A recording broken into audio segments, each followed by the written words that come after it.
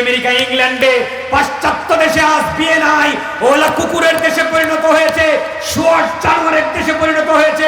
মুসলমানদের নেতারা আজকে এই বাংলাদেশকে শুয়োর জানোয়ার কুকুরের দেশ বানানোর পায়তারা করেছে। কথা বলেন ঠিক কিনা? এগুলি বন্ধ হওয়া দরকার কিনা? কারা বন্ধ করবে? কারা? ভালো মানুষকে নেতা বানাতে হবে। চুর বাটপার লম্পট ওই ধান্দাবাজদেরকে নেতা বানালে কিয়ামত পর্যন্ত সমাজ ভালো হবে না। মদের বিরুদ্ধে, অশ্লীলতার বিরুদ্ধে আলেমরা কি ওয়াজ কম করেছে? জোরে বলেন। বেপরদার বিরুদ্ধে আলেমরা কি ওয়াজ কম করেছে? যতই ওয়াজ করে মহিলাদের পোশাক আরো অশ্লীল হয়। কথা বলেন ঠিক কিনা? যতই ওয়াজ করে ততই মদ গাঁজা আরো বাড়ে। কথা বলেন ঠিক কিনা? যতই ওয়াজ করে সুদ ঘুষ সমাজে আরো বাড়ে। কথা বলেন ঠিক কিনা? সুতরাং ওয়াজ আওয়াজ বন্ধ। এখন ইসলামী রাজনীতির মাধ্যমে আলেম উলামাদের নেতৃত্বে একটি সুন্দর সমাজ গড়ে তোলার জন্য আমাদেরকে কোরআনের আহ্বান মেনে নিতে হবে। সবাই রাজি আছে? কিন্তু মানতে গেলে ওই যে সূরা কাউসারে যেগুলো শোনাইলাম, প্রথমে আপনাদের উপর অত্যাচার আসবে, নির্যাতন আসবে, এলাকাবাসী নেতারা কবে কোন পথ ধরলি, মুসল্লি হয়ে গেলি, এই সমস্ত পথে চলে লাভ নাই, কোনোদিন ক্ষমতায় যেতে পারবি না, তার চেয়ে আমাদের সাথে আয়, আমরা প্রায় গেছি গে ক্ষমতায়। গেলেই পরে দেখোস না বালুর ব্যবসা, ইটের ব্যবসা, রোডের ব্যবসা, সিমেন্টের ব্যবসা, টেন্ডারবাজি, কত কিছু করবো, খালি চাইছে দেখবি। কাজেই তার চেয়ে আমাদের সঙ্গে আয়। এই সমস্ত কথা বলে কোরআন থেকে, ইসলাম থেকে দূরে সরানোর মানুষের এদেশে অভাব নাই। কথা বলেন ঠিক কিনা? এদেশ ভালো হবে কেমনে? একটা দেশ ভালো করার জন্য শতকরা 90 জনের ভালো হওয়া লাগে, 10টা খারাপের থাপড়ায় ভালো করা যায়। কথা বলেন ঠিক কিনা? এখানে 90 জনই চোর বাটপার, 10 জন ভালো, সমাজ ঠিক করবে কারা? কথা বলেন ঠিক কিনা? কিন্তু এই 10 জন যদি আমরা একত্রিত হয়ে যাই, 10 জন যদি আল্লাহ রাসূলের সুন্নাহ মেনে সাহাবায়ে আজমাইনের পদাঙ্ক অনুসরণ করে আমরা যদি সমাজকে সাহাবায়ে আজমাইনের মতো সোনালী সমাজ বানাতে চাই, তাহলে দেখবেন ওরা শিয়ালের মতো গর্তে ঢুকে গেছে। কথা বলেন ঠিক কিনা? আপনি মনে করতেছেন যে হাসরের ময়দানে বিচারটা একটা পাগলামি বিচার হবে না? যেই সেই জায়গায় দাঁড়ায় যাবে, নবী আমি তো আপনার উম্মত ছিলাম, শাফায়াত করে বেহেশতে পাঠায় দেন। এতই সহজ বেহেশতে পাওয়া। যদি নবী সবারই শাফায়াত করতেন, তাহলে নবীর সাহাবী খাব্বাব ইবনুল আরাদকে এত নির্মম নির্যাতন কেন করা হলো? খাব্বাব বিন আরাদ, হযরত ওমর একদিন বললেন, হে খাব্বাব, আমি তো পরে ইসলাম গ্রহণ করেছি, শুনেছি প্রথম যখন তুমি ইসলাম কবুল করেছো তোমারে খুব নির্যাতন করেছে লোকজন। হে খাব্বাব, তুমি কি আমাকে একটু বলবে কেমন নির্যাতন কাফেররা তোমার প্রতি করেছিল? হযরত খাব্বাব বিন আরাদ কিছু না বলে পিঠের কাপড়টা, জামাটা একটু উঠিয়ে, জামাটা খুলে তিনি তার পিঠটাকে উন্মুক্ত করে হযরত ওমরকে দেখালেন। হযরত ওমর রাদিয়াল্লাহু আনহু এই দৃশ্য দেখে ভয়ে কাঁপতে শুরু করলেন, কেঁদে ফেললেন। খাব্বাব, তোমার পিঠের মধ্যে এত গর্ত কেন, এত পোড়া দাগ কেন? হযরত খাব্বাব বললেন, ওমর তুমি তখন ইসলাম গ্রহণ করো নাই, আমি ইসলাম কবুল করার কারণে মক্কার বড় বড় কাফেররা আমাকে ধরে মরুভূমির বালিরাশির উপর আমায় শোয়াই দিত। এরপরেও কালেমা যখন আমি ছাড়তাম না, আমার পিঠের নিচে জ্বলন্ত আগুন দিয়ে, জ্বলন্ত আংরাগুলি আমার পিঠের নিচে দিয়ে আমারে সেখানে শোয়াই দিত। আমি যেন নড়াচড়া করতে না পারি, সেজন্য বড় বড় পাথর দিয়ে আমারে চাপা দিত। ওমর, সেই আগুনের আঙ্গারগুলি আমার পিঠের চামড়া, গোশত, চর্বিগুলি গলে গলে সে আগুন নিভিয়ে দিত। আর আগুন আমার পিঠের মধ্যে ঢুকে গিয়ে যে গর্ত হয়েছিল, আজ পর্যন্ত সে গর্তগুলি পূরণ হয় নাই। আমার বাবাজিরা, আমার ভাইরা, আপনি তো এমনি এমনি নবীর শাফায়াত পেতে চান, সুদ খেয়েও নবীর শাফায়াত চান, ঘুষ খেয়েও শাফায়াত চান, নামাজ পড়ে না পড়েই শাফায়াত চান, অশ্লীল কথাবার্তা বলেও আপনি শাফায়াত চান। অথচ আমার নবীর সাহাবী হযরত খাব্বাব খুবাইব ইবনুল আদি, তাকে নির্মমভাবে কাফেররা ধরে নির্যাতন করে বন্দী করে এমন ভাবে হত্যা করলো, খুবাইব ইবনুল আদির হাত কেটে দিল। তারপরেও তিনি কালেমা ছাড়েন না। ডান হাত কেটে দেয় ওরা, কালেমা ছাড়েন না। বাম হাত কেটে দেয়, তবু কালেমা ছাড়েন না। এক এক করে 2টা পা কেটে দেয়, তারপরেও খাব্বাব খুবাইব কালেমা ছাড়েন না। শেষ পর্যন্ত হযরতে খুবাইবকে শুলে চড়িয়ে তার শরীরের ভিতর দিয়া জ্বলন্ত আগুনের লোহার রড বিদ্ধ করে দিয়া হযরতে খুবাইবকে দুনিয়া থেকে বিদায় করে দেয়। তারপরেও তারা কালেমা ছাড়ে নাই। বলি আল্লাহু আকবার। ও মুসলমানেরা, আপনি নবীর শাফায়াত চান, এমনি এমনিই পাবেন না। নবীরে ভালোবাসতে হবে, কোরআনকে ভালোবাসতে হবে, কোরআনের আয়োজনকে ভালোবাসতে হবে, নচেত শাফায়াত কপালে জুটবে না। আল্লাহর প্রিয় বান্দারা, সূরাতুল কাউসার থেকে আপনাদেরকে তাফসীর শোনাতে চেয়েছিলাম। আমার নবীর উপর যখন নির্মম নির্যাতন চলে, নবী যখন মানুষকে ইসলামের দাওয়াত দেন, আল্লাহ রাব্বুল আমিন আমার নবীকে এত কঠিন পরীক্ষায় ফেললেন। নবীজির আদরের সন্তান হযরতে কাসিম, তিনি ইন্তেকাল করলেন অল্প বয়সে। কাসিম যখন মারা গেলেন, আল্লাহর নবীকে কাফেররা সান্ত্বনা দিবে তো দূরের কথা, নবীকে বরং বিদ্রুপ করলো। অবশ্যই নবীর আরেকজন ছেলে সন্তান ছিল, তিনিও দুনিয়া থেকে বিদায় হয়ে গেলেন। আরেকটা সন্তান ছিল, কিছুদিন পর তিনিও বিদায় নিলেন।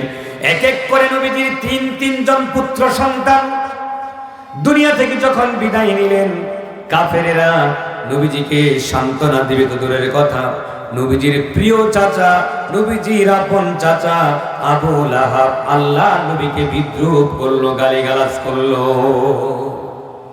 আবু জেহেল, আবু লাহাবরা আমার নবীকে ঘায়েল করে নানান কথা বলল, নির্মম আচরণ করলো। একদিকে নবীর মেয়েদেরকে তালাক দিয়ে দিয়েছে আবু লাহাবের ছেলেরা। আবু লাহাবের দুই ছেলের কাছে আমার নবীজির জান্নাতি দুই মেয়ের বিয়ে হয়েছিল। আমার নবীর সেই জান্নাতি মেয়েদেরকে ওই কাফেররা তালাক দিয়ে দিল। আবু লাহাব বলল, মুহাম্মাদের মেয়েদেরকে আর এই বাড়িতে আমি রাখবো না, ওদেরকে অপমান করে বের করে দাও। আল্লাহর নবীর মেয়েদেরকে অপমান করে বের করে দেওয়া হলো। নবীজি ভীষণ কষ্ট পেলেন, কলিজা যেন তার খান খান হয়ে গেল। আর তার সন্তানেরা মারা গেলে পরে আবু লাহাব, আবু জেহেল আল্লাহর নবীর এত কাছের মানুষ হয়েও সান্ত্বনা না দিয়ে নবীজিকে গালিগালাজ করলো, নবীজিকে নির্বংশ ডাকলো। বলল, মুহাম্মদ এই যে নতুন নতুন ধর্মের কথা বলে, আমাদের ধর্মের বিরুদ্ধে কথা বলে, লাত মানাত উজ্জা হুবল মুহাম্মদের উপরে লানত করেছে। জোরে বলি নাউজুবিল্লাহ। নবীজির আর যাওয়ার কোনো জায়গা থাকলো না। একদিকে নবীর দুই কন্যা সন্তানকে ওরা তালাক দিয়ে নবীর বাড়িতে পাঠিয়ে দিয়েছে, আরেকদিকে নবীর সন্তানেরা অকালেই দুনিয়া থেকে একজনের পর আরেকজন নবীজির ছেলেরা চলে গেলেন। কাফেররা এখন বলছে যে মুহাম্মদ কিসের ধর্মের দাওয়াত দেয়? মুহাম্মদ যে ধর্ম নিয়ে এসেছে, এই ধর্ম মানার কারণে মুহাম্মদ নিজের জীবনই তো শেষ হয়ে যাচ্ছে। মুহাম্মদের উপরে উজ্জা, লাত, মানাত, হুবলের লানত পড়েছে। জোরে জোরে বলি নাউজুবিল্লাহ। আপনি কি চিন্তা করতে পারেন নবীর তখন কষ্টটা কত বেশি হয়েছে? দুইটা কন্যা সন্তান, নবীর সন্তান। আহা, যাদের পায়ে চুমা দিতে পারলে আমাদের জীবন ধন্য হয়ে যেত। কথা বলেন ঠিক কিনা? নবীর মেয়ের পায়ের ধুলা যদি আমরা সুরমা বানায় আমাদের চোখে মারতে পারতাম, তাহলে আমাদের কপাল ভালো হয়ে যেত। কথা বলেন ঠিক কিনা? সেই সমস্ত জান্নাতি হুরদেরকে ওরা তালাক দিয়ে নবীর বাড়িতে পাঠিয়ে দিল। নবী এই ব্যথাই সহ্য করতে পারেন না। অপরদিকে তার ছেলেরা মারা গেছে, পাড়া প্রতিবেশীরা সান্ত্বনা দিবে দূরের কথা, নবীকে বলছে মুহাম্মদ তো নির্বংশ হয়ে গেল, ওর বংশে তো আর বাতি দেওয়ার কেউ থাকলো না, ও কিসের ধর্মের দাওয়াত দেয়? আচ্ছা বলুন তো, এরকম বেদনার কথা বলার পরে নবীজি আরো মানুষের সামনে কথা, মনে শক্তি, সাহস, এটা কি আর থাকার কথা? জোরে বলেন, থাকার কথা? নবীজিও চুপসে গেলেন, নীরবে নীরবে কান্না করেন, একাকী ঘরের মধ্যে বসে থাকেন। কোথাও গেলে মানুষ বিদ্রুপ করে, নানান রকমের খারাপ কথা বলে, অথচ আমার নবী কাউকে কোনোদিন কষ্ট দিয়ে কথা বলেন নাই। নবী কালেমার দাওয়াত দিয়ে কারো তিনি ক্ষতি করতে চান নাই। তিনি আল্লাহর পথেই মানুষকে ডেকেছেন। কথা বলেন ঠিক কিনা? আমার নবী, আপনার নবী, প্রেমের নবী, বিশ্ব নবী, মায়ার নবী, দয়ার নবী, রহমতের নবী, আল্লাহ তাকে রহমত বানিয়ে দুনিয়ায় পাঠিয়েছিলেন।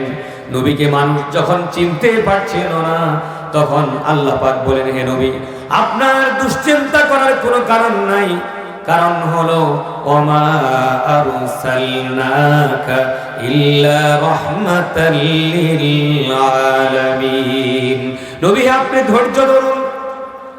আপনাকে মানুষ যত কথাই বলুক না কেন, আপনি ধৈর্য ধরুন। কারণ তামাম বিশ্বের জন্য আমি রব্বুল আমিন আপনাকে রহমত করে দুনিয়ায় পাঠিয়েছি। বলি সুবহানাল্লাহ। রহমতের নবী, দয়ার নবী, কেউ তাকে মানে না। কয়েকজন সঙ্গী সাথী তার দিনের বেলায় দেখা করতে সাহস পায় না, রাতের বেলায় নবীর সঙ্গে দেখা করেন। আল্লাহর নবী সাল্লাল্লাহু আলাইহি সাল্লাম ঘরের মধ্যে চুপ করে বসে থাকেন, সারাক্ষণ টপ টপ করে তার চোখ থেকে পানি ঝরে। আমার নবীর গাল বেয়ে বেয়ে চোখের পানিগুলি যখন পড়ে, দুনিয়ার কেউ নবীরে যেন সান্ত্বনা দেওয়ার নাই। আবু বকর আর উসমান আর আলী রাদিয়াল্লাহু তাআলা নবীর সঙ্গে দেখা করেন। নবীজিকে বলেন, ইয়া রাসূলুল্লাহ, আপনি কষ্ট পাবেন না, আপনাকে আল্লাহ রাব্বুল আলামিন মর্যাদার আসন দিয়েছেন, এই অন্ধকার একদিন দূরীভূত হয়ে যাবে। নবী তখন কিছুটা সান্ত্বনা পান, আবার মন খারাপ হয়ে যায়। বাইরে বের হলেই কাফেররা বলে, ওই যে দেখো মুহাম্মদের কি দুরবস্থা, টাকা পয়সাও শেষ, সংসারও শেষ, মেয়েদের হয়েছে তালাক, ছেলেরা কেসে মরে, মুহাম্মদের জীবনে সুখ শান্তি বলতে আর কিছু নাই। আমার নবী সাল্লাল্লাহু আলাইহি ওয়াসাল্লাম এই কঠিন পরিস্থিতির মধ্যে দিনাতিপাত করছেন। আল্লাহ রাব্বুল আমিন জিবরাইলকে পাঠায় দিলেন, ও জিবরাইল, আমার নবীর চোখের পানি আর সহ্য করা যায় না, আমার নবীর কাছে চলে যাও। এমন একটা জিনিস আমার নবীর জন্য আজকে পাঠিয়ে দিলাম, এই বাণী আমার নবীর কাছে যাওয়ার সঙ্গে সঙ্গে নবীর মনের সব দুঃখ যন্ত্রণা ধুয়ে মুছে সাফ হয়ে যাবে। বলি সুবহানাল্লাহ। জিবরাইল আমিন আসলেন, নবীজিকে সালাম দিলেন, সালাম দিয়ে বিসমিল্লাহ পড়ে নবীজিকে শোনালেন, ইয়া রাসূলুল্লাহ, আল্লাহ রাব্বুল আমিন আপনার জন্য হাদিয়া পাঠিয়েছেন। ইন্না আতাইনাকাল কাউসার ফাসাল্লি লিরাব্বিকা ওয়ানহার ইন্না শানিআকা হুয়াল আবতার।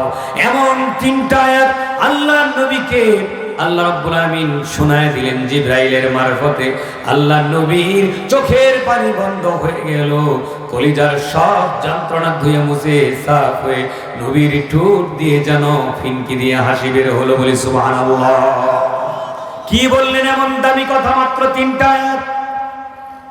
কি বললেন আল্লাহ রাব্বুল আমিন? নবীজিকে বললেন, হে নবী, তুমি যেই পথে মানুষকে দাওয়াত দিচ্ছ, এটা তো আমার পথ, এটা তোমার কাজ না। আমার পথে দাওয়াত দেওয়ার কারণে মানুষ আজ তোমাকে গালিগালাজ করে, তোমাকে বিদ্রোহ করে, তোমাকে কষ্ট দেয়। হে নবী, কষ্ট থাকবে না। তোমার বাড়িতে আজ খাবার নাই, তোমার সংসারে আজকে অভাব অনটন, এজন্য মানুষ তোমাকে তুচ্ছ-তাচ্ছিল্য করে। হে রাসূল, আমি তোমাকে কাউসার দান করলাম, এমন জিনিস দান করলাম, হাসরের কঠিন বিচারের দিনে এই মক্কার নেতারাও দাঁড়াবে, দুনিয়ার সমস্ত পাপিষ্ঠরা দাঁড়াবে, দুনিয়ার সমস্ত নেককারেরা দাঁড়াবে। আদম থেকে শুরু করে কিয়ামত পর্যন্ত যত মানুষ আসবে, সমস্ত মানুষেরা পানির পিপাসায় কলিজা যখন শুকিয়ে যাবে, তোমার কাছে সবাই দৌড়ে যাবে।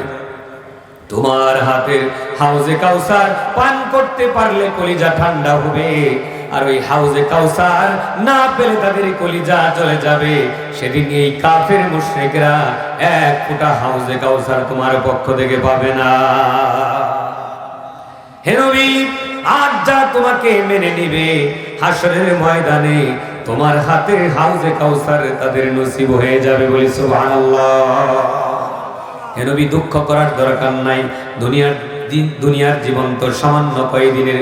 হে নবী, এই পরিস্থিতিতে মন খারাপ না করে ফাসাল্লি লিরাব্বিকা ওয়ানহার, তুমি সঠিকভাবে নামাজ আদায় করো, তোমার রবের জন্য সিজদা করো, তোমার রবের সামনে দাঁড়িয়ে রুকু করো। নামাজ আদায় করো সঠিকভাবে, আল্লাহর ধ্যানে মগ্ন থাকো, আর তুমি কুরবানি করো। একদিকে পশু কুরবানি, আরেকদিকে এত যে কষ্ট হয় ইসলামের জন্য, জীবনের এই কুরবানি দিয়ে তুমি আল্লাহর সান্নিধ্যে চলে যাও, বলি সুবহানাল্লাহ। সর্বশেষ কথাটা আল্লাহ এমন এক দামি কথা বলে দিলেন, এই ছোট্ট একটা আয়াতের মধ্যে নবীজিকে সান্ত্বনা দিলেন, হে নবী, আজ তোমার যারা নির্বংশ বলে, আজ তুমি লোক লস্করহীন, তোমার পাশে আজকে কেউ নাই, তোমাকে ডাকার কেউ নাই, তোমাকে দেখার কেউ নাই, তোমার খোঁজ খবর নেওয়ার কেউ নাই। ওই কাফেররা বলছে তোমার বংশে বাতি দেওয়ার কেউ থাকবে না। হে রাসূল, আমি ঘোষণা করলাম, আমি আল্লাহ রাব্বুল আমিন নিশ্চয়তা সহকারে জানাই দিলাম, আজ যা তোমার বিরুদ্ধে কথা বলছে, তোমাকে যারা নির্বংশ বলছে, ওদেরই বংশে বাতি দেওয়ার কেউ তো থাকবে না, এমনকি ওদের নামে দুনিয়ার কেউ আর কোনোদিন নামটা পর্যন্ত রাখবে না, বলি আল্লাহু আকবার। আল্লাহ আরো জানাই দিলেন, আলাম নাশরাহ লাকা সাদরাকা ওয়া ওয়াদা'না আনকা বিজরাকা আল্লাযী আনকাযা যাহরাক ওয়া রাফা'না লাকা যিকরাক। হে নবী, ভয় পাও কেন, মন খারাপ করো কেন? তোমার হৃদয় তো আমি প্রশস্ত করে দিয়েছি, আর তোমার পিঠের বোঝা সরিয়ে দিয়েছি, তোমার তো দুশ্চিন্তা করার কোনো কারণ নাই, বরং তামাম দুনিয়ার এমন কোনো জায়গা থাকবে না যেই জায়গায় তোমার নামটা সম্মানের সাথে উচ্চারিত হবে না, বলি সুবহানাল্লাহ। হে নবী, ভয় পেও না, মন খারাপ করো না, দুশ্চিন্তা করো না, আর যারা তোমার বিরোধিতা করে ওদেরই নাম নেওয়ার দুনিয়ায় কেউ থাকবে না, বলি সুবহানাল্লাহ। এখন আপনারা জবাব দেন, আল্লাহ যে ১,৫০০ বছর আগে এই কথা বললেন, নবীর বিরুদ্ধে যারা কথা বলে ওদের নাম নেওয়া, ওদের প্রশংসা করা, ওদের নামে কাদের কারো নাম রাখার মতো মানুষ দুনিয়ায় থাকবে না, এই কথা সঠিক নেবে? ঠিক আছে প্রিয় হাজিরিন, আজ তাম দুনিয়া খুঁজলে একটা আবু লাহাব কি পাবেন? পাবেন আবু লাহাব? বলেন তো, আবু জেহেল কোথায় আছে? কেন কালীদহের পাড়া, নাম তো কালীদহের পাড়া, কাউকে আবু জেহেল পাবেন? পাবেন? একটা উতবা সাইবা পাবেন না। প্রিয় হাজিরিন, ওই অভিশপ্ত নামগুলি এখন কেউ ছেলেদের জন্য রাখে না। প্রিয় হাজিরিন, ভুলে যদি কেউ রেখেও ফেলে, যদি জানে এটা অভিশপ্ত কাফেরের নাম, তখন আলেম ওলামার কাছে গিয়ে বলে, হুজুর এই নামটা পাল্টায়া দেন, আমি তো ভুলে রেখে ফেলেছিলাম। কথা বলেন ঠিক কিনা? আমার বাবাজিরা, আমার ভাইয়েরা, তবে দুনিয়ায় এখন আবু লাহাব না থাকলে কি হবে? আবু জেহেল না থাকলে কি হবে? উতবা সাইবা না থাকলে কি হবে? ফেরাউন না থাকলে কি হবে? ওদের কিছু নাতি পুতি চেলা চামুন্ডা এখনো কিন্তু দুনিয়ায় আছে। কথা বলেন ঠিক কিনা? আবু জেহেল নাই, কিন্তু আবু জেহেলের দায়িত্ব পালন করার মতো কিছু চেলাপেলা এখনো দুনিয়ায় আছে। ওই আবু জেহেল গুলি জানে না যে আবু জেহেলের পথে চলে কোনোদিন শান্তি পাওয়া যায় না, মুক্তি পাওয়া যায় না, সম্মান পাওয়া যায় না। কারণ আবু জেহেলের এত দাম ছিল, এত সম্মান ছিল। আবু লাহাবের কি পরিমাণ শক্তি ছিল! আবু লাহাবকে যখন ইসলামের দাওয়াত দেওয়া হলো, তখন আবু লাহাব বলল, মুহাম্মদ তুমি আমার কিসের দাওয়াত দাও? কয় যে ইব্রাহিমী বংশ, ইব্রাহিমী ধর্মের দাওয়াত দিই, আমি ইব্রাহিমের ধর্মের উপরে আসি। বলছে, তুমি কিসের ইব্রাহিমের ধর্মের দাওয়াত দাও? আমি কি ইব্রাহিমী ধর্ম কম বুঝি নাকি? তুমি তো কোনোদিন লেখাপড়াই করো নাই, আর আমি তো শিক্ষিত মানুষ, আমার কাছে কোরআন কিতাব কম নাই। এই ইব্রাহিমী ধর্ম আমরাও মানি। দেখো না, এই কাবা শরীফের সেবা করি আমরা, কাবা করে গিলাপ লাগাই, তারপরে জমজমের কূপ পাহারা দেই, তারপরে হাজিদেরকে পানি পান করাই। তোমরা কি গেলে দেখো না, সাফা মারোয়া সাই করি, কুরবানি দেই, পাগড়ি বান্ধি, দাড়ি টুপি, তারপরে আতর সুরমা গোলাপ জুব্বা, কোনো কিছুর অভাব আছে আমাদের? তুমি কিসের দাওয়াত দাও?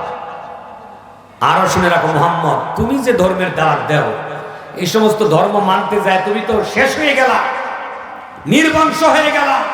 লাত মারা উজ্জা হুবল দেবদেবীর লানত পড়েছে তোমার উপরে। আর দেখো তো, আমার টাকা পয়সার অভাব নাই, সৈন্য সামন্তের অভাব নাই, আর আমার যে জোয়ান জোয়ান পোলাগুলি দেখছ, এত সম্পদ সমৃদ্ধি থাকার পরে তোমার ধর্ম আমার কেন মানতে হবে? আল্লাহ রাব্বুল আমিন আবু লাহাবের উদ্যত্তকে সহ্য করলেন না। আবু লাহাব সব সময় আমার নবীকে বিরক্ত করে, কষ্ট দেয়, নির্যাতন করে, অপমান করে। আমার নবীর বাড়ির ভিতরে মরা নোংরা পচা জিনিস পর্যন্ত আমার নবীর বাড়ির ভিতরে ফিকে মারে। আমার নবী বাড়ি থেকে বের হবেন, রাস্তার মধ্যে কাঁটা বিছিয়ে রাখে আবু লাহাবের স্ত্রী। অথচ আবু লাহাব ছিল নবীজির আপন চাচা। আপন চাচা হয়ে নবীর সঙ্গে এমন খারাপ ব্যবহার করলো। একদিকে দুই কন্যাকে তালাক দিয়ে বাড়িতে পাঠালো, অপর দিকে আচরণ করতেই থাকলো। আল্লাহ পাক সহ্য করলেন না, বলে দিলেন তাব্বাত ইয়াদা আবি লাহাবি ওয়া তাব। কি পরিমাণ লানত আল্লাহকে দিয়েছেন। প্রত্যেক মুসলমান প্রতিদিন নামাজ পড়তে যায় সূরা লাহাব পড়ে আবু লাহাবের উপরে অভিশাপ দেয়। কথা বলেন ঠিক কিনা? কেমন অভিশাপ দিলেন? ওরে আবু লাহাব, তোর টাকা পয়সা, ধন দৌলত, জ্ঞান বুদ্ধি, তোর রাজনৈতিক ক্ষমতা, ছেলে পেলের পাওয়ার, সৈন্য সামন্ত, সব কিছুর উপরে আমি আল্লাহ রাব্বুল আলামিন লানত দিয়ে দিলাম। আল্লাহ বললেন মা আগনা আনহু মালুহু ওয়া মা কাসাব। টাকা পয়সার বাহাদুরি করো, ইসলাম ভালো লাগে না। ক্ষমতা আছে বলে কোরআনটাও বাদ দিয়ে দিবার চাও। ক্ষমতা আছে বলে বিসমিল্লাহ রাখবো না সংসদে। ক্ষমতা আছে বলেই যা ইচ্ছা তাই বলো। এই মুসলমানদের দেশে হিন্দুদেরকে বানাও সবচেয়ে বড় বড় মাতবর। এমনকি একটা মাদ্রাসা শিক্ষা বোর্ড আছে সরকারে, ওই মাদ্রাসা শিক্ষা বোর্ডের সচিব, উপসচিব সবগুলি মালওয়ান দিয়া ভরে দিয়েছে। মুসলমানের মাদ্রাসা শিক্ষার হিন্দুরা কি বুঝে? কথা বলেন ঠিক কিনা? ওরা মনে করেছিল যা ইচ্ছা তাই করব। আলেম উলামা, মোল্লা মুন্সি, কুরআনওয়ালাদের কোনো দাম নাই এদেশে। অথচ এদেশ স্বাধীন করেছিল ব্রিটিশদের হাত থেকে। লক্ষ লক্ষ আলেমের কলিজার বিনিময়ে, রক্তের বিনিময়ে ব্রিটিশ বিদায় হয়ে দেশ স্বাধীন হয়েছিল। কথা বলেন ঠিক কিনা? এদেশ তো শাহজালালের দেশ, এটা শাহ মখদুমের দেশ, এটা আমানত শাহর দেশ, এটা খান জাহান আলীর দেশ। এই দেশের প্রতিটি ইঞ্চি মাটিতে ইসলামের শিকড় গেড়ে আছে। কথা বলেন ঠিক কিনা? সে দেশ থেকে কোরআনকে সরিয়ে দিতে চাও, ইসলামকে সরিয়ে দিতে চাও। সরিয়ে দিতে চাও কেন সেটাও আমরা জানি। আলেমরা চায় মদ বন্ধ করতে। কথা বলেন ঠিক কিনা? আলেম ওলামারা যাত্রা পালা করে না বন্ধ করতে চায়?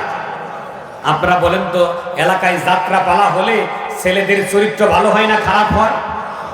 ছেলে পেলেদের তো চরিত্র খারাপ হয়, বুড়া মানুষের চরিত্র নতুন করে খারাপ হওয়া শুরু করে। কথা বলেন ঠিক কিনা? সেই সমস্ত অশ্লীলতার বিরুদ্ধে আলেমরা কথা বলে কারণে জঙ্গি নাটক সাজিয়ে অনেক আলেমের বিরুদ্ধে মামলা দিয়ে জেল খাটানো হয়েছে। কথা বলেন ঠিক কিনা? প্রিয় হাজরিন, আলেমরা আপনাদের শত্রু না, আলেমরা নবীর ওয়ারিস। কথা বলেন ঠিক কিনা? হ্যাঁ, আলেমদের মধ্যে দোষ আছে।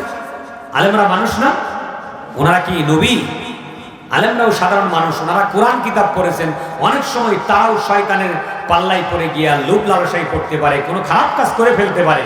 কিন্তু সামগ্রিকভাবে আপনারাই জবাব দেন, এদেশের আলেম সমাজের চরিত্র ভালো না আলেম বিরোধীদের চরিত্র ভালো? জোরে জবাব দেন। আলেমদের চরিত্র ভালো না আলেম বিরোধীদের চরিত্র ভালো? আপনি খোঁজ নিয়ে কয়টা আলেমকে আপনি দেখবেন যে ধর্ষণের সাথে জড়িত, মাদক ব্যবসার সাথে জড়িত, খুনের সাথে জড়িত বাংলাদেশে কয়জন আলেম? আর সে আলেমদের বিরুদ্ধে কত রকমের কথা। শেষ পর্যন্ত মনে হলো এ দেশ রেখে আলেমদের কোথাও চলে যেতে হবে, বঙ্গোপসাগরে ঝাঁপ দিয়ে মরতে হবে আলেমদের। পরিস্থিতি এত খারাপ হয়ে গিয়েছিল।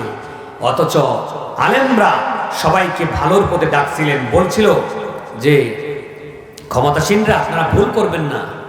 আলেমরা বলছিল স্কুল কলেজে শিক্ষার নামে কুশিক্ষা দেন কেন, অশ্লীলতা শিখান কেন, কোরআনের শিক্ষা দিন, জ্ঞান বিজ্ঞান শিখান।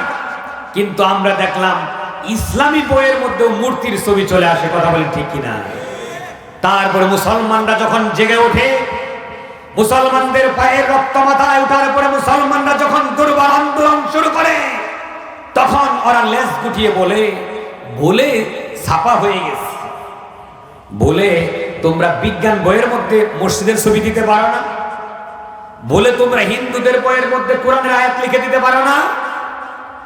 হিন্দুদের মূর্তি কেন মুসলমানদের ইসলাম শিক্ষা বইয়ের মধ্যে চলে আসবে? প্রিয় হাজিরিন, বলে শেষ করা যাবে না। কত কত চেষ্টা তারা করেছে এদেশ থেকে ইসলামকে উৎখাত করার জন্য। তার কারণ আছে। কারণ হলো এদেশে সামান্য সময়ের জন্য আলেম উলামা যে কয়জন এমপি মন্ত্রী ছিল, তাদের নামে 1 টাকার দুর্নীতি খুঁজে পাওয়া যায় না। এই কথা বলেন ঠিক কিনা? আর আলেম উলামাদের রাজনীতি যারা করে, ওরা কেউ কোনোদিন গাজার কলকি ইয়াবা হাতে নেবে তো দূরের কথা, একটা বিড়ি চুরট হাতে নিয়ে কোনোদিন রাস্তায় দাঁড়িয়েছে ইসলামী দলের কোন কর্মীকে এই দৃশ্য কেউ দেখে নাই। কথা বলেন ঠিক কিনা?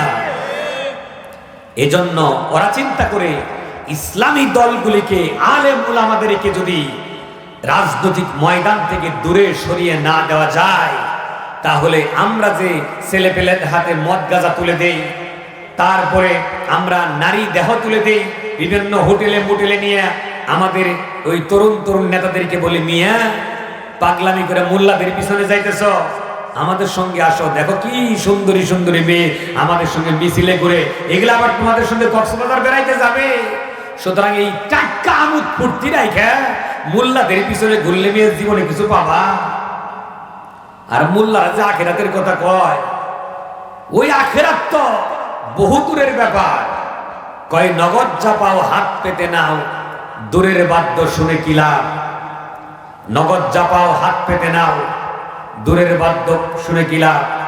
সেই দূরের বাদ্য শুনছ তোমরা, এটা মাঝখানে তার বেজাই ফা। সুতরাং ওইসব শুনে কোনো লাভ নাই, তোমরা আসো টাটকা সুখগুলি নাও। এজন্য তরুণ জনতা পথভ্রষ্ট হয়ে ওই সমস্ত নেতাদের পিছনে 1 প্যাকেট বিরিয়ানির জন্য, 1000 টাকার জন্য প্রতিদিন লাফিয়ে পড়েছে। লেখাপড়া বাদ দিয়েছে, বাবা মার কথা বাদ দিয়েছে। যেই ছেলেগুলি ভদ্র ছিল স্কুলে পড়া অবস্থায়, এইগুলি নেতা হয়ে চৌরাস্তার মুড়ে দাঁড়িয়ে মুরব্বীদের সামনে বাম হাতে সিগারেট ধরিয়ে সিগারেট ফুটাইছে। কথা বলেন ঠিক না? ওরা কেন এই কাজগুলি করেছে? যেন দেশকে ধ্বংস করে দেওয়া যায়। যুব সমাজকে ধ্বংস করে দিতে পারলেই চিরদিন ক্ষমতায় থাকা যাবে। আর ওনাদের তো দেশের আসল উন্নয়ন দরকার নাই, বিদেশ থেকে ঋণ নিয়ে আসবে আর 1000 কোটি টাকা এখান থেকে লুপাট করবে, আমাদেরকে দেখাবে একটা কিছু, আর বাকি নিজ দিয়ে সব তারা খুল করে দিবে, সব কিচ্ছু রাখবে না। প্রিয় হাজিরিন, তাই করেছে বিগত এই লম্বা সময়ে এই মুসলমানদের দেশ, কোরআনের দেশ, ইসলামের দেশ, আলেম উলামারা দেশের শান্তির জন্যই কথা বলেন ঠিক কিনা? ওনারা আবার আরেকটা কাজ করেছে, সেটা আপনাদেরকে বলি। আপনারা যদি ক্ষমতায় যেতে না চান, মদ যদি বন্ধ করতে না চান, সুদ ভিত্তিক অর্থনীতি বন্ধ করতে না চান, ঘুষ বন্ধ করতে না চান, অশ্লীলতা, গান বাজনা এগুলি বন্ধ করতে না চান, শুধু নামাজ পড়বেন, তসবিহ পড়বেন, কোরআন শরীফ পড়বেন, খতম পড়বেন, কবর জিয়ারত করবেন, জানাজা ইমামতি করবেন, আর এমনি সভা সম্মেলন করবেন, সুদখোর ঘুষখোর লুটেরা নেতাকে নিয়ে এসে ফুলের মালা দিয়ে বলবেন, আমার নেতার আগমন শুভেচ্ছায় স্বাগতম, আমার নেতার চরিত্র ফুলের মতো পবিত্র। ইমাম সাহেব তাকায় দেখে যে এটা কোন নেতা, নামাজ পড়ে না একত্র, তার কথা কয় চরিত্র ফুলের মতো পবিত্র। এই সমস্ত যদি করেন তাহলে ওনারা খুব খুশি। হ্যাঁ, ভালোই তো, যে ওনারা তো আর আমাদেরকে কয় না যে নেতাজি মদ খাওয়া যাবে না, মদ খাইলে, মদের ব্যবসা করলে, সুদি কারবার করলে, তারপরে পরের মেয়ে নেয়া নাচ গান করলে, বিভিন্ন সাংস্কৃতিক অনুষ্ঠানের নামে দেখেন না আপনারা, বৈশাখী মেলা, তারপরে আরো কি বিশ্ব ভালোবাসা দিবস, তারপরে বিভিন্ন অনুষ্ঠানের নামে আপনাদের সুন্দরী মেয়েদেরকে কলেজে নিয়ে সুন্দর করে সাজায়া, বউ জামাই সাজায় ওদেরকে মঞ্চে তুলে নাচায়। কথা বলেন ঠিক কিনা? উন্নয়নের নামে, প্রগতির নামে মেয়েদেরকে ফুটবল খেলার ট্রেনিং দিয়া হাজার হাজার জনতার সামনে মেয়েদেরকে অর্ধনগ্ন করে যারা ফুটবল খেলার আয়োজন করে, এরা নামে মুসলমান হতে পারে, প্রকৃত অর্থেরা কখনোই মুসলমান হতে পারে না, মুসলমানদের খাতায় এদের নাম থাকতে পারে না। কথা বলেন ঠিক কিনা? আলেমরা তো এদের বিরুদ্ধেই কথা বলেছে। আপনি কি মনে করেন আপনার মেয়া হাফ প্যান্ট করে ফুটবল খেলাবে আর আপনি দাড়িতে মেহেন্দি দিয়ে তসবিহ হাতে দিয়ে মসজিদে বসে থাকবেন আর সেলসালায় বেহেশতে চলে যাবেন? হ্যাঁ, সম্ভব? জোরে বলেন সম্ভব? যে মেয়ে হাফ প্যান্ট করে ফুটবল খেলে, যে মেয়ে বেপরদায় চলাফেরা করে, কিয়ামতের দিন বাপের কলারে ধরে টাইনা জাহান্নামে নিয়ে তারপরে দুজখে যাবে, এর আগে যাবে না। হ্যাঁ, যার বোন বেপরদায় চলে, ভাই যদি বোনকে সাবধান না করে, ভাই যদি তবলিগ জামাতের আমির হয়ে যায়, জামাত ইসলামের নেতাও হয়ে যায়, হেফাজতের মুরব্বী হয়ে যায়, তারপরে ওই বোন তাকে কলারে ধরে শেষরায় জাহান্নামে নিয়ে তারপরে জাহান্নামে যাবে। স্ত্রী যদি বেপরদায় চলে, অশ্লীল কাজ করে বেড়ায়, নামাজ বন্দিগি না করে, স্বামী বেচারা যতই তাহাজ্জুদ গুজার হোক না কেন, ওই স্ত্রী স্বামীকে জাহান্নামে নিয়ে তারপরে জাহান্নামে যাবে। এগুলি কোরআনের কথা, দলিল দিয়ে আমি বলতে পারবো, লম্বা সময় নেই, সেজন্য সেদিকে আর যাচ্ছি না। প্রিয় হাজরিন, এই সমাজকে ভালো করার জন্য আলেম ওলামারা কথা বলেছিলেন, কিন্তু ওনারা চায় যে এই ভালো কথাগুলি চলতে দিলে তো সমাজে বিপদ হয়ে যাবে। আচ্ছা বলুন, আমি যে আলোচনাগুলি করতেছি, এই খোলামেলা কথা যদি প্রতিদিন বলা হয় আর যদি জনগণকে বোঝানো হয়, হে জনগণ, তোমাদের নেতারা তোমাদেরকে ফাঁকি দেয়, ধোঁকা দেয়, তোমাদেরকে বলে জনগণ সকল ক্ষমতার উৎস, এটি একটি শিরকি কথা, এই কথা বলে পাম্পট্টি দিয়া তোমাদেরকে মিছিলে নেয়, মিটিং এ নেয়, তোমাদেরকে দেয়া দিনের বেলায় রাতের বেলায় ভোটকাস্ট করায়, তারপরে ক্ষমতায় গিয়া আসল কামটা ওরা করে নেয়, কাউরে আর নেতা হইতে দেয় না। ও নেতা হয়, ওর ছোট ভাই নেতা হয়, ওর মামাতো ভাই নেতা হয়, ওর খালাতো ভাই নেতা হয়, অন্য কোন গোষ্ঠী থেকে কাউকে নেতা হতে দেয় না। আর জনগণের হাজার কোটি টাকা লুটপাট করে বিদেশ গিয়া বাড়ি করে, আর একটা পট পরিবর্তন হইলে আমসা সব নিয়ে দৌড় দিয়া পালায়া যায়, কারো আর খোঁজ থাকে না। কথা বলেন ঠিক কিনা? এইটা যদি জনগণকে প্রতিদিন বোঝানো হয়, আস্তে আস্তে জনগণ তাদেরকে চিনবে না? জোরে বলেন, চিনবে কিনা? আচ্ছা, উনারা এত ভালো ছিলেন, জনগণ কি হুঙ্কার দিছিল সব এমপি মারিয়া ফেলাবো বলছিল, সবটি পালাইলো কেন? আমি আশ্চর্য হয়ে যাই, সবটি পালাবি কেন? একটাও কি তোদের মধ্যে ভালো মানুষ নাই? আমি জানতাম একটা লোক ভালো আছে, আমাদের জামালপুরের মাননীয় ধর্মমন্ত্রী ছিলেন, উনি তো ভালো মানুষ, লম্বা দাড়িওয়ালা, সাদা দাড়িওয়ালা মানুষ, খুব বুজুর্গ মানুষ, পাঁচ ওয়াক্ত নামাজ পড়ে, আলেম আমাদের সাথে চলে। পরে আমি ইসলামপুর সেদিন মাহফিলে গিয়ে লোকদেরকে জিজ্ঞেস করলাম, আপনাদের ধর্মমন্ত্রী সব পালাইলো কেন? পরে বলল, এই ধর্মমন্ত্রীর আকাম কুকামের ফিরিস্তি যদি শুনেন তাহলে আপনার 7 দিন লাগবে, এর আগে শুনে শেষ করতে পারবেন না। তার মধ্যে একটা শুনেন, এই ধর্মমন্ত্রীর মেয়া 8 বছর যাবৎ বিদেশ থাকে সরকারি চাকরি করে, ও বিদেশ বই এই টাকা পায়। একটা মন্ত্রী হয়ে নিজের মেয়ের সরকারি চাকরির বেতন বিদেশে পাঠায়, মেয়ে দেশেই আসে না 8 বছর ধরে। এই ছিল আমাদের ধর্মমন্ত্রী নামের অধর্মমন্ত্রী। কথা বলেন ঠিক কিনা? আরো বড় নেতা ছিল, এগুলা বলবো না, চরিত্র তো আপনারা জানেনি। ওনারা মমতাজ নিয়া হে আপনাকে মনোরঞ্জন করার জন্য মমতাজ নিয়া বাড়ি করে মমতাজ দিয়ে উদ্বোধন করে এই সমস্ত নেতাদের পিছনে ঘুরে, আবার এদের অনেককে দেখি মুখে দাঁড়িয়েও আছে, মসজিদের সভাপতি গিরিও করেন। আমি তাদেরকে হুঁশিয়ার করে বলে দিতে চাই, আপনারা যদি মুসলমান নাম দিয়ে থাকেন, বিবেক খাটান। দাড়ি কিন্তু আবু জেহেলেরও ছিল, উতবা সাইবারও ছিল, আর আব্দুল্লাহ ইবনে উবাই 5 ওয়াক্ত নামাজ নবীজির পিছনে দাঁড়ায় পড়তো। সেই আব্দুল্লাহ ইবনে উবাই মারা যাওয়ার পরে নবীজি জানাজায় দাঁড়ালেন। সাহাবীরা বললেন, ইয়া রাসূলুল্লাহ, জানাজা পড়বেন না, ইসলামের ভিতরে ভিতরে ক্ষতি করেছে। নবীজি বললেন, আমাকে তো আল্লাহ নিষেধ করে নাই, আমি জানাজা পড়াবো। আল্লাহর নবী জানাজায় দাঁড়ালেন, নামাজ পড়ালেন, তারপরে কবরে দিয়ে দাফন করে দিলেন। আর কবরে দাফন করার পরে নবীজি মুনাজাত ধরলেন, এত লম্বা মুনাজাত ধরলেন, কোন গুরুস্থানে নবীজি এত লম্বা মুনাজাত কোনদিন করেন না। নবীজির মুনাজাত চলতে চলতেই আল্লাহ রাব্বুল আলামিনের পক্ষ থেকে সংবাদ এসে গেল।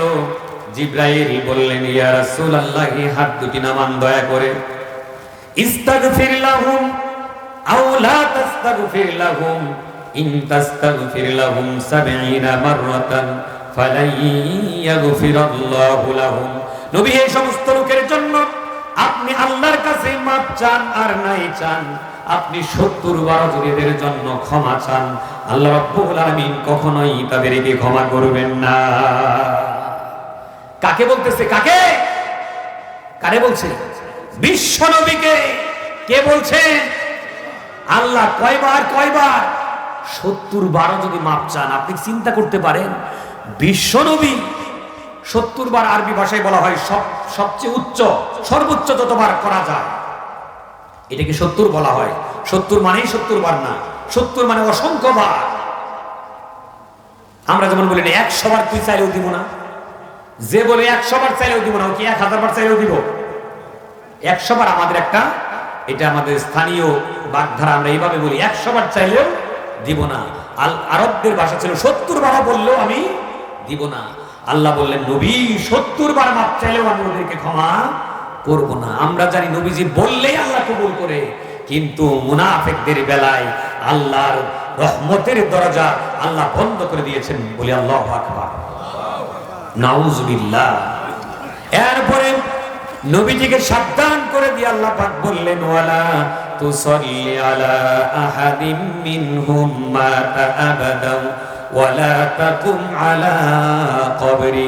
নবী মুসলমানদের মধ্যে থেকে যারা মুনাফিকি করেছে, খবরদার এদের জানাজাও কোনোদিন পড়বেন না, আর এদের কবরের জিয়ারতেও কোনোদিন আপনি যাবেন না।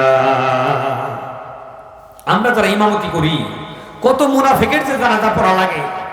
টাটকা মুনাফিক নামাজি পড়তো না, সুদে কারবার করে ঘুষ তারা বিচারি করে না, মদ খায় মাঝে মধ্যে, আবার গাঞ্জার ব্যবসাও করে। এরকম লোক মারা গেলে লোকজন সব হাজির হয়ে বলে যে লোকটা কেমন ছিল, সবাই হাত তুলে বলে ভালো ছিল। ইমাম সাহেব সিফাত করে কি বলবে? এত লোকে কইছে ভালো ছিল। ইমাম সাহেব বাধ্য হয়ে কয় যে আমাদের খুব মায়া মহব্বতের মানুষ ছিল, মানে দাওয়াত তো মাঝে মধ্যে খাওয়াইতো, কিছু না করলে আবার কেমন দেখা যায়। এরপর ইমাম সাহেব তার প্রশংসা করে জানাজা পড়ায় দিত। আল্লাহ কিয়ামতের দিনে ইমামদেরকে ধরবেন, ধরে বলবে এই ইমাম সাহেব কোরআনের এই আয়াতটি পড়ো নাই? বেনামাজি, বেপরোয়া, লুটপাটকারী, অবৈধভাবে মানুষের জমি জবরদখলকারী, সিন্ডিকেট ব্যবসায়ী, পেঁয়াজের দাম 50 টাকা হলেই চলে, সিন্ডিকেট করে সেই পেঁয়াজ তোমাদেরকে 150 টাকা দিয়ে খাওয়াইছে। আলু 30 টাকাতেই যথেষ্ট হয়, 60 টাকা 70 টাকায় আলু খাওয়াইছে। সোয়াবিন 100 টাকাতেই চলে, সেই সোয়াবিন 200 টাকায় খাওয়াইছে।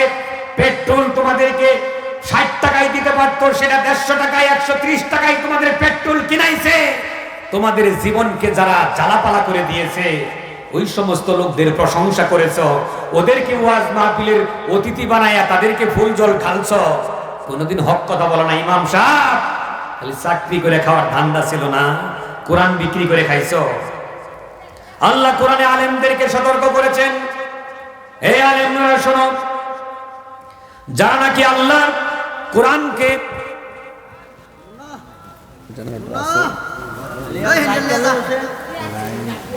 أنزل من قبلك يريدون أن يتحاكموا إلى الطاغوت وقد أمروا أن يكفروا به। একটু মনোযোগ দিয়ে শুনুন, মুসলমান কাকে বলে এইটা বলেই আমরা আজকে আলোচনা শেষ করে দিব। আমরা তো মুসলমান, তাই না? পরকালে নাজাত চাই তো আমরা সবাই। প্রিয় হাজিরিন, আমরা যারা পরকালে নাজাত চাই, আল্লাহ আমাদেরকে বলছেন, হে নবী তুমি কি ওই সমস্ত লোকদেরকে দেখেছ যারা তোমার কাছে এসে বলে আমরা তো ঈমান এনেছি আল্লাহর প্রতি, আমরা তো ইসলাম মেনে নিয়েছি, আর ওদেরকে যখন বলা হয় তোমরা আল্লাহ এবং রাসূলের আইন অনুযায়ী বিচার ফায়সালা করো, ইউরিদুনা আইয়াতাহাকামু ইলাত তাগুত, তখন বিচার ফায়সালা করার সময় আল্লাহ রাসূলের দিকে না এসে তারা উল্টা পথে চলে যায়, তাগুতের পথে চলে যায়। ওয়াকাদ উমিরু আইয়াকফুরু বি, অথচ তাদেরকে বলা হয়েছিল তোমরা তাগুতকে অস্বীকার করো। একটু মনোযোগ দেন, শেষ করে দিচ্ছি এই কথাটা, একটু মনোযোগ দিয়ে শুনুন। আল্লাহ তাআলা বলতেছেন, হে নবী ওই লোকদেরকে কি আপনি দেখেছেন যারা বলে আমরা ঈমানদার, আমরা পাক্কা মুসলমান, তাদেরকে যখন বলা হয় যে তোমরা বিচার ফায়সালা করো আল্লাহর আইন অনুযায়ী, তখন তারা তাগুতের দিকে ফিরে যায়, আল্লাহর বিরুদ্ধে চলে যায়। বলি নাউজুবিল্লাহ। এখন আপনাদেরকে একটু জিজ্ঞেস করি, এটা কি মুসলমানদের দেশ না হিন্দুদের দেশ? কত পার্সেন্ট মুসলমান? প্রায় 90% ধরেন, বেশি আর দরকার নাই। 51% মুসলমান হলেই তো মুসলমানদের আইনে দেশ চলার কথা। গণতান্ত্রিক নিয়মে 51% সমর্থন দিলেই মুসলমানদের আইনে দেশ চলার কথা। সেখানে 90% মুসলমানের দেশে সুদের নিয়মে ব্যাংক চলে। এই দেশের কোনো আলেম ওলামার মুক্তি নাই। যারা এই সুদের বিরুদ্ধে কথা না বলছে, সুদ বন্ধ করার জন্য ইসলামী রাজনীতি যারা না করে, ওই আলেমরাও কি আমাদের দিন মুক্তি পাবে না? কারণ সুদের ভিত্তিতে দেশ চলে। আমরা চুপ করে খালি দাওয়াত খাই, মুরগির রান, বোয়াল মাছের পেটি, হ্যাঁ, ক্ষীর, পোলাও, পায়েস, কত কিছু আম করে খাওয়ায় মানুষের। আর যদি ইসলামের পক্ষে কথা বলতে যায়, হামলা হয়, মামলা হয়, নির্যাতন হয়। কথা বলে ঠিক কিনা? এই ভয়ে যে ইমামরা কথা বলে না, যে আলেমরা কথা বলে না, তাদের ব্যাপারেও ভয়ঙ্কর কথা আছে। আল্লাহ পাক বলেছেন, যারা নাকি আল্লাহর কথাগুলি লুকিয়ে রাখলো, ইন্নাল্লাযীনা ইয়াকতুমুনা মা আনজালাল্লাহু মিনাল কিতাবি ওয়া ইয়াশতারুনা বিহি সামানান কলিলা। যারা দুনিয়ায় কিছু চাকরি পাওয়ার, চাকরির কিছু বেতন, একটু দাওয়াত জাকাত, একটু হাদিয়া তওবা, সামাজিক কিছু সুযোগ সুবিধা পাওয়ার জন্য আল্লাহর আয়াতগুলিকে গোপন করে রাখলো। কার কথা এটা? আল্লাহর কথা। আল্লাহর আয়াতগুলি গোপন করে রাখলো। আল্লাহ নাজিল করেছেন যে বিধানগুলি গোপন করে রাখলো। বললো না, বলতে গেলে একটু ভয় আছে, ভীতি আছে, হামলা মামলার ভয় আছে, এজন্য যারা বললো না, আল্লাহ পাক বলেন এদের পরিণতি বড় ভয়ঙ্কর। কি পরিণতি? উলাইকা মা ইয়াকুলুনা ফি বুতুনিহিম ইল্লান নার। ওরা তো দাওয়াত খাইলো না, ওরা তো বেতন নিল না, ওরা তো হাদিয়া নিল না, বরং জাহান্নামের আগুন দিয়া নিজের পেটটাকে পূর্ণ করে নিল। সুতরাং আলেম ওলামাদের মধ্যেও যারা খালি নিজ দিকে মাথা দিয়ে চলে, হক কথা বলে না, ন্যায় ইনসাফের কথা বলে না, সমাজে অন্যায় বিচার হলে যারা মাথা উঁচু করে দাঁড়ায় না এবং মুসল্লিদেরকে সাবধান করে না, একজনের জমি আরেকজন জবরদখল করে, একজনের বাড়িতে আরেকজন হামলা করেছে, ইমামদের দায়িত্ব হচ্ছে জীবনের ঝুঁকি নিয়ে এগুলির প্রতিবাদ করা, সমাজকে ঐক্যবদ্ধ করে এই অন্যায়ের বিরুদ্ধে দাঁড়ানো, এটা আলেমদের দায়িত্ব। কথা বলেন ঠিক কিনা? সেই সাথে আলেমরাই খালি মায়ের খাবে আর আমরা খালি তামসা দেখবো, তাই না? হ্যাঁ, আলেমরা খালি মায়ের খাবে, আমরা তামসা দেখবো?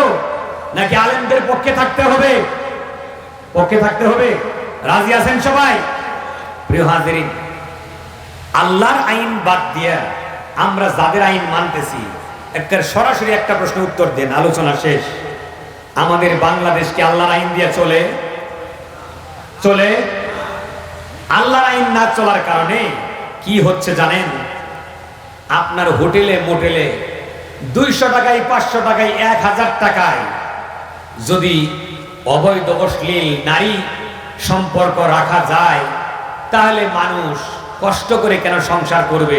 ধরেন আপনি ঢাকা যাবেন, জামালপুরে গিয়ে আপনি ট্রেনে উঠবেন, এই যে আজকে যমুনা ট্রেনে উঠবেন, রেল স্টেশনে বারবার বলে দিচ্ছে খবরদার বিনা টিকিটে কেউ ভ্রমণ করবেন না। বিনা টিকিটে ভ্রমণ করলে এটা অসামাজিক কাজ হবে। কিন্তু আপনি যদি বিনা টিকিটে যান, গিয়ে একটু রিস্ক নিয়ে উঠলেন, দেখলেন টিটিও ধরে না, পুলিশও ধরে না, কমলাপুর স্টেশনেও কোনো চেকার নাই, তাহলে এরপরে আর কোনোদিন টিকিট করবেন? জোরে বলেন, টিকিট করবেন? বৈধ উপায় একটা বিয়ে করে একটা বৈধ সংসার করতে গেলে বিয়ের বাজার করা লাগে 1 লাখ টাকা, আবার বৌভাত অনুষ্ঠান করে, হ্যাঁ, সেখানে আপনার 2 লাখ টাকা খরচ করা লাগে। এরপরে যদি আপনি মুসলমান হয়ে থাকেন, বিয়ের অনুষ্ঠানে গিফট নিতে পারবেন না, হালখাতা করতে পারবেন না আপনি ইমানদার হলে। একদিকে বিয়ের বাড়িতে 1 লাখ টাকা বাজার করে গেলেন, মেয়েকে 1 লাখ টাকা, আপনার স্ত্রীকে মহারানা দিলেন, তারপরে মানুষজনকে খাওয়ালেন, তারপরে মেয়ের তালতো, মামাতো, ফুফাতো, খালাতো, কত রকমের আত্মীয় স্বজনকে কত কিছু দেওয়া লাগে। এরপরে একটা বইয়ের মালিক হওয়া যায়। কথা বলেন ঠিক কিনা? তারপরেও বাড়িতে আনার পরে আলতা, শুনু, মেকআপ, খাবার দাবার, বাজারপাতি কোনো কিছুর অভাব হলে আবার নানান রকমের কথা বইয়ের কাছ থেকে শুনতে হয়। কথা বলেন ঠিক কিনা? সেটার যদি এই লক্ষ লক্ষ টাকার দায় যদি 1000 টাকা দিয়ে মেটানো যায়, কোন যুবক কি বিয়ে করতে চাবে? এজন্য আমেরিকা, ইংল্যান্ডে, পাশ্চাত্য দেশে আজ বিয়ে নাই, ওলা কুকুরের দেশে পরিণত হয়েছে, শুয়োর জানোয়ারের দেশে পরিণত হয়েছে। মুসলমানদের নেতারা আজকে এই বাংলাদেশকে শুয়োর জানোয়ার কুকুরের দেশ বানানোর পায়তারা করেছে। কথা বলেন ঠিক কিনা? এগুলি বন্ধ হওয়া দরকার কিনা? কারা বন্ধ করবে? কারা? ভালো মানুষকে নেতা বানাতে হবে। চুর, বাটপার, লম্পট, ওই ধান্দাবাজদেরকে নেতা বানালে কিয়ামত পর্যন্ত সমাজ ভালো হবে না। মদের বিরুদ্ধে, অশ্লীলতার বিরুদ্ধে আলেমরা কি ওয়াজ কম করেছে? জোরে বলেন। বেপরদার বিরুদ্ধে আলেমরা কি ওয়াজ কম করেছে? যতই ওয়াজ করে মহিলাদের পোশাক আরো অশ্লীল হয়। কথা বলেন ঠিক কিনা? যতই ওয়াজ করে ততই মদ গাঁজা আরো বাড়ে। কথা বলেন ঠিক কিনা? যতই ওয়াজ করে সুদ ঘুষ সমাজে আরো বাড়ে। কথা বলেন ঠিক কিনা? সুতরাং ওয়াজ আওয়াজ বন্ধ। এখন ইসলামী রাজনীতির মাধ্যমে আলেম উলামাদের নেতৃত্বে একটি সুন্দর সমাজ গড়ে তোলার জন্য আমাদেরকে কোরআনের আহ্বান মেনে নিতে হবে। সবাই রাজি আছে? কিন্তু মানতে গেলে ওই যে সূরা কাউসারে যেগুলো শোনাইলাম, প্রথমে আপনাদের উপর অত্যাচার আসবে, নির্যাতন আসবে, এলাকাবাসী নেতারা কবে কোন পথ ধরলি, মুসল্লি হয়ে গেলি, এই সমস্ত পথে চলে লাভ নাই, কোনোদিন ক্ষমতায় যেতে পারবি না, তার চেয়ে আমাদের সাথে আয়, আমরা প্রায় গেছি গে ক্ষমতায়। গেলেই পরে দেখোস না বালুর ব্যবসা, ইটের ব্যবসা, রোডের ব্যবসা, সিমেন্টের ব্যবসা, টেন্ডারবাজি, কত কিছু করবো, খালি চাইছে দেখবি। কাজেই তার চেয়ে আমাদের সঙ্গে আয়। এই সমস্ত কথা বলে কোরআন থেকে, ইসলাম থেকে দূরে সরানোর মানুষের এদেশে অভাব নাই। কথা বলেন ঠিক কিনা? এদেশ ভালো হবে কেমনে? একটা দেশ ভালো করার জন্য শতকরা 90 জনের ভালো হওয়া লাগে, 10টা খারাপের থাপড়ায় ভালো করা যায়। কথা বলেন ঠিক কিনা? এখানে 90 জনই চোর বাটপার, 10 জন ভালো সমাজ ঠিক করবে কারা? কথা বলেন ঠিক কিনা? কিন্তু এই 10 জন যদি আমরা একত্রিত হয়ে যাই, 10 জন যদি আল্লাহ রাসূলের সুন্নাহ মেনে সাহাবায়ে আজমাইনের পদাঙ্ক অনুসরণ করে আমরা যদি সমাজকে সাহাবায়ে আজমাইনের মতো সোনালী সমাজ বানাতে চাই, তাহলে দেখবেন ওরা শিয়ালের মতো গর্তে ঢুকে গেছে। কথা বলেন ঠিক কিনা? আমরা সবাই রাজি আছি ইনশাআল্লাহ? সবাই একটু তাকবীর দিতে, লিল্লাহি তাকবীর। আল কোরআনের আলো, দিন ইসলাম, দিন ইসলাম, নারায়ে তাকবীর। মাশাআল্লাহ, আলহামদুলিল্লাহ। আপনারা অত্যন্ত ভালো মানুষ, ধৈর্যশীল মানুষ, ইমানদার মানুষ। এই দীর্ঘ রাত পর্যন্ত বসে বসে কোরআন শুনলেন, আপনাদের কি খারাপ লাগছে? আমি বাবাজি ভাইয়েরা কারো বিরুদ্ধে বলি নাই, আমরা চাই একটা সুন্দর সমাজ গড়ে উঠুক, সেটার পক্ষেই বলেছি। যদি আমার সম্বোধনে, আমার বাক্যালাপে কারো কষ্ট লেগে থাকে, আল্লাহর রাস্তায় আমাকে মাফ করে দিবেন। আর যদি আপনার বিবেক বলে না কথাগুলি সত্য, ইসলামের পথে চললে ছেলেরা বেয়াদব হবে না, মেয়েরা অশ্লীল হয়ে যাবে না, না বলে বাড়ি থেকে বের হয়ে যাবে না, আর সমাজে বেয়াদব ছেলে তৈরি হবে না। কি পরিমাণ বেয়াদব যে ছেলেরা হচ্ছে! আমি জামালপুর শহরে যেখানে থাকি, আল্লাহর রাস্তায় বলতেছি, থাকা যায় না। অশ্লীল কথাবার্তা ছেলেরা বাসার চতুর্পাশ দিয়া, মাদ্রাসার চতুর্পাশ দিয়া গাঁজা খাইতেছে ওপেন, বিড়ি খায় ওপেন, অশ্লীল কাজকর্ম করে, বললে এখনো আর আমাদের উপরে চোখ রাঙায়। সুতরাং এই সমাজ কোরআন ছাড়া ভালো করা সম্ভব নয়। কথা বলেন ঠিক কিনা? এই নুরানি মাদ্রাসার আদলে সারা বাংলাদেশের সমস্ত স্কুলে আজকে কোরআন হাদিস পাঠ্য করা দরকার। কথা বলেন ঠিক কিনা? কোরআন হাদিস না শিখায়া আপনি সমাজ ভালো করতে পারবেন না। আজকে প্রাইমারি স্কুলে ছাত্র নাই, তারপরেও সেখানে সরকার লক্ষ লক্ষ টাকা দেয়, আর নুরানি মাদ্রাসা চালানোর জন্য চাঁদা তুলতে হয়। কথা বলেন ঠিক কিনা? তবে এই মাদ্রাসাগুলি মুসলমানরা বুকের তাজা রক্ত দিয়ে রক্ষা করবে ইনশাআল্লাহ। কথা বলেন ঠিক কিনা? ছেলে মেয়েদেরকে মাদ্রাসায় পড়াবেন, কোরআন হাদিসের শিক্ষা দিবেন, তারপরে ডাক্তার বানান, ইঞ্জিনিয়ার বানান, পাইলট বানান, বড় বড় প্রফেসর বানান, বিজ্ঞানী বানান, কোনো সমস্যা নাই। আগে হচ্ছে ইসলাম। কথা বলেন ঠিক কিনা? আল্লাহ পাক আমাদের সকলকে দ্বীনের পথে, কোরআনের পথে কবুল করুন বলি আমিন। ওয়া আখিরু দাওয়ানা আনিল হামদুলিল্লাহি রাব্বিল আলামিন।